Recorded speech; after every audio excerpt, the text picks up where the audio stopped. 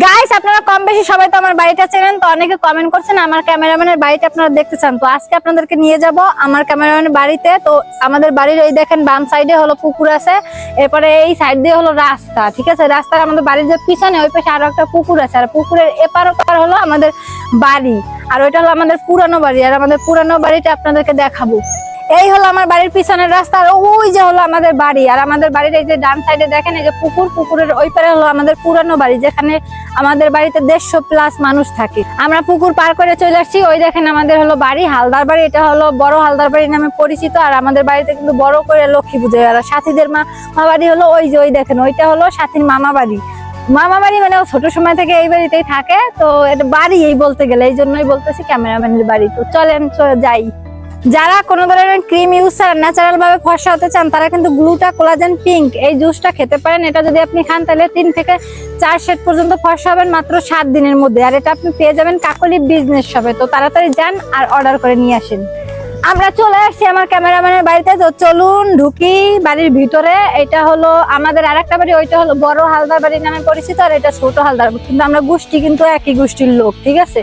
তো অনেক বেশি মানুষ, তো বললাম না 150+ মানুষ। আর আমরা কিন্তু সবার সাথে সবার অনেক ভালো সম্পর্ক, বাড়ির সবার যে কোনো বিপদে আপদে বলেন বা মানে যে কোনো অনুষ্ঠানে সবাই মানে আমাদের বাড়ি এই মনে করেন বেশি লোক সব থেকে, ঠিক আছে। এই জন্য আমার ভিডিওতে বৌদি কাকির কোনো কিন্তু অভাব পান না। এটার রিজন হলো এই একটাই, বুঝছেন। আমরা চলে আসছি ক্যামেরাম্যানের বাড়িতে। তো ওইটা হলো আমার ক্যামেরাম্যানের ঘর।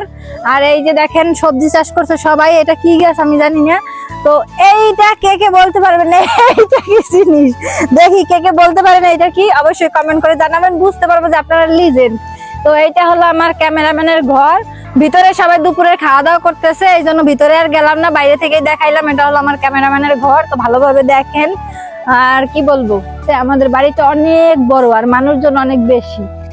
আর একসাথে আসলে সবাই থাকতে অনেক বেশি মানে আমাদের ভালো লাগে, যে বাড়ির সবার সাথে অনেক ভালো বন্ডিং বা সম্পর্ক। যে কোনো সময় যারে ডাকবে সবাই চলে আসে, ভাই বোন কাকা কাকি মানে সবাই অভাব ছাড়া। তো এখন আমরা যাই পেয়ারা খাইতে।